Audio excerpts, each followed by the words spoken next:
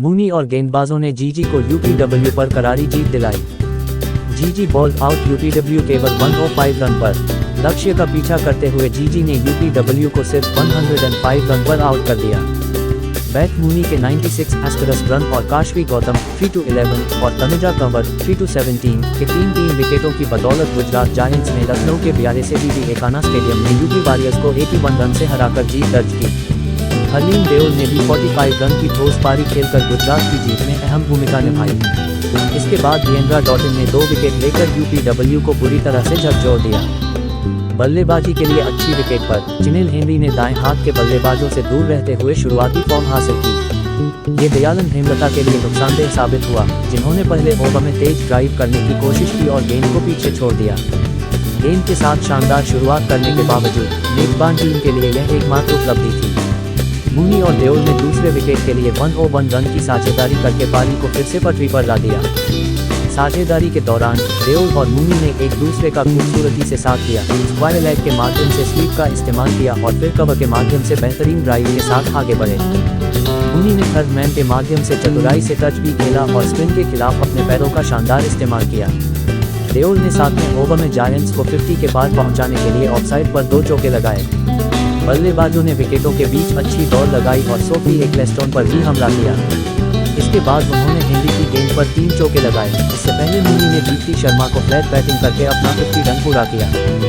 Ecclestone ने देओल का wicket लेकर शतकीय साझेदारी को तोड़ा, लेकिन उनकी सहकर्मी के जाने के बावजूद मूनी ने युवा क्रांति गौर को अगले ओवर में 3 चौके लगाने से नहीं रोका।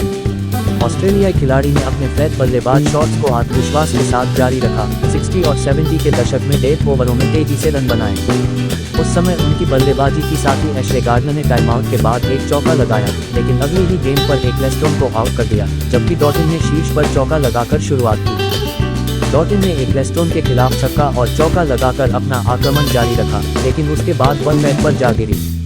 फीबी लिचफील्ड भी एक चौका लगाने के बाद आई और चली गई, लेकिन सबसे महत्वपूर्ण बात यह है कि यह खेल का वह दौर था जब मूनी को स्ट्राइक से वंचित रखा गया। उसने आखिरी 4 ओवरों में केवल 5 गेंदों का सामना किया और पारी के अंत में 96 रन पर ही सिमट गई, जबकि वह 3 अंकों के आंकड़े तक पहुंचने के लिए बेहतरीन स्थिति में थी। पावर प्ले में यूपीडब्ल्यू ने इस महत्वपूर्ण चरण में ढेरों विकेट खो दिए थे, इसलिए लक्ष्य का पीछा करना लगभग समाप्त हो गया था। डॉटिन द्वारा सीम मूवमेंट निकालने के बाद किरण नवगिरे को स्लिप में पहली ही गेंद पर कैच आउट कर दिया गया। जॉर्जिया वोल का WPL डेब्यू भी यादगार नहीं रहा, क्योंकि उनके स्टंप्स को एक तेज इनस्विंगर ने पीछे धकेल दिया था। ग्रेस हैरिस के रिव्यू से बचने के बावजूद यूपीडब्ल्यू को कोई राहत नहीं मिली। वृंदा दिनेश अपने स्कूप शॉट को मिस करने के बाद अपने साथियों के साथ वापस लौट गईं। दीप्ति पावर प्ले में आउट होने वाली चौथी खिलाड़ी थीं, जबकि मेघना सिंह ने भी गेंद संभाली।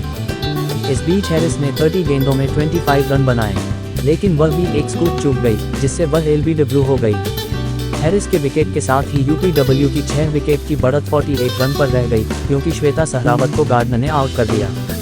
अपरिहार्य को टालने के प्रयास में हेनरी और उमा छेत्री ने 35 रन की साझेदारी की, जिसमें हेनरी ने आक्रामक रुख अपनाया। हेनरी को बिना किसी परेशानी के छक्का जड़कर शुरुआत की और फिर पॉइंट से गेंद को फैंस तक पहुंचाया।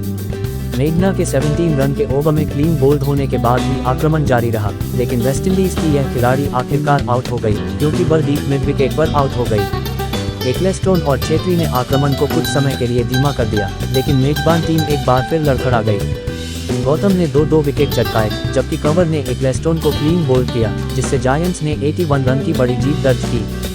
संक्षिप्त स्कोर: गुजरात जायंट्स ने 20 ओवर में 186 फिफ्ट्स, Beth Mooney 96, Harleen Deol 45, Sophie Ecclestone 2-34 ने यूपी वॉरियर्स को 17.1 ओवर में 105, Chinelle Henry 28, Grace Harris 25, Kashvi Gautam 3-11, Tanuja Kanwar 3-17 को 81 रन से हराया।